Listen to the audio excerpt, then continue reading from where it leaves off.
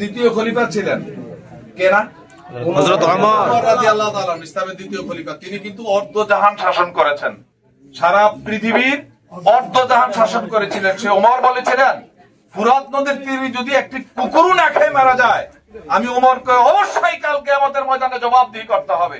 বাংলাদেশ জামাত ইসলামী এমন একটা রাষ্ট্র গঠন করতে চায় যেখানে কোনো মানুষ যদি না খেয়ে মারা যায়, তাহলে আমাদের ডাক্তার শফিকুর রহমান জবাব দিতে বাধ্য।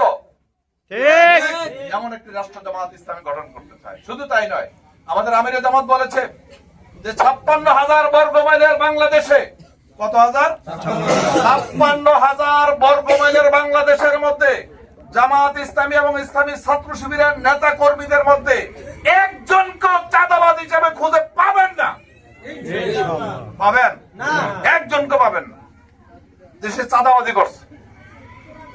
সারা বাংলাদেশের মধ্যে, শুধু বাক্সমূল বলছি না, সারা বাংলাদেশ। এটা হচ্ছে এমন একটা দলের নেতা, উনি এমন কথা বলতে পারছে, এটা হচ্ছে বাস্তবতা। শুধু তাই নয়, আমাদের আমিরে জামাত ঢাকা থেকে যে কথাটা বলবে, আমাদের একজন কর্মী পর্যন্ত সাথে সাথে আনুগত্য করতে বাধ্য।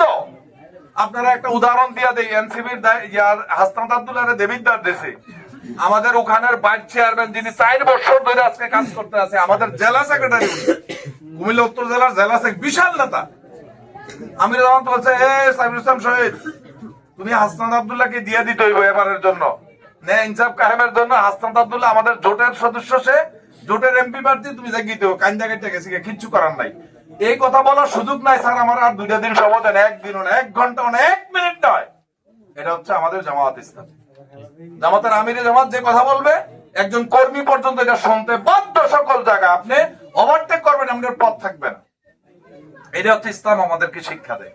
আমরা ইসলাম শিখেছি, এই কারণেই আমরা তাকে মানতে বাধ্য। তার ব্যক্তি স্বার্থ নাই এখানে, পুরো দেশের স্বার্থ। দেশকে ভালোবাসে, দেশের মানুষকে সংশোধন করতে চাই, দেশকে পরিবর্তন করতে চাই, যে দেশ কখনো দেখে নাই। এটা আগামী বাংলাদেশ দেখবে ইনশাআল্লাহ। আগামী বাংলাদেশ হবে ইসলামের বাংলাদেশ, আগামী বাংলাদেশ হবে যুবকদের বাংলাদেশ, আগামী বাংলাদেশ হবে ন্যায় ইনসাফের বাংলাদেশ ইনশাআল্লাহ।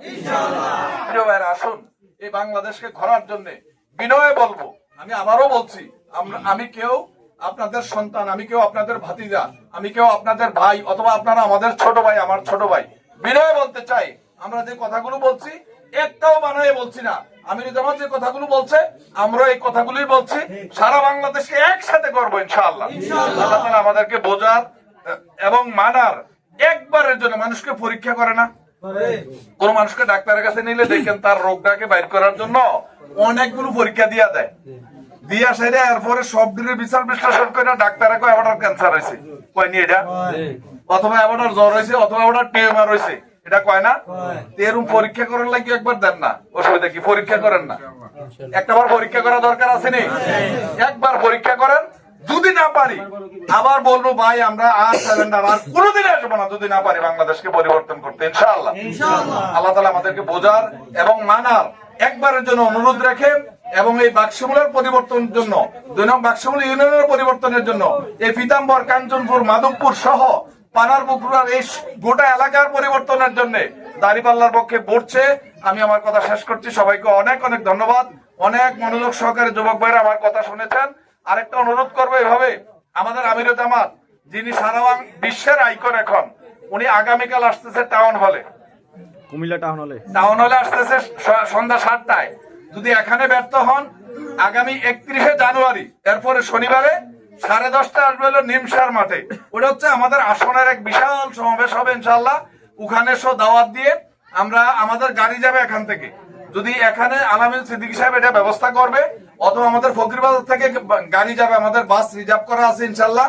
শুধু আপনারা যাইবেন হাইটে, অথবা ওটু দিয়ে একটু স্বেচ্ছায় যাবেন, কোনো খরচ টরচ থাকবে না। এটা আমরা আমাদের আলুকে বেয়ার করবো ইনশাআল্লাহ।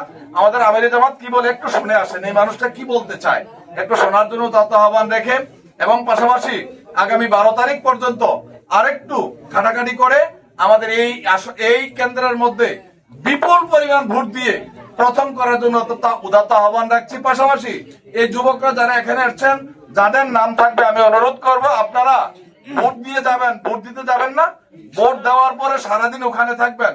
আমরা খানা পানি নাস্তার যদ্দূর আমাদের ক্যাপাসিটিতে কুলায়, আমরা খানা পানি একটা বাড়িতে আয়োজন করব, আপনারা ওখানে থাকবেন, রেজাল্ট নিয়ে বাড়িতে আসবেন, পারবেন ইনশাআল্লাহ?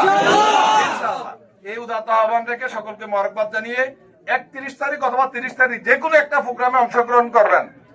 31 অথবা 30 আমাদের আমির জামাত কি বলে এই কথাগুলো শোনার জন্য মানে 31 হলো নিমসারে, আর আগামীকাল হইলো সন্ধ্যা 7টায় হইলো কুমিল্লা টাউন হলে।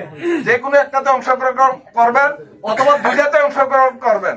এই যে কোনো দুইটার একটা অংশগ্রহণ করার জন্য আবারও উদাত্ত আহ্বান জানিয়ে আমি আমার কথা শেষ করতে চাই। ওয়া মা তাওফীক ইল্লা বিল্লাহ। আসসালামু আলাইকুম ওয়া রাহমাতুল্লাহ।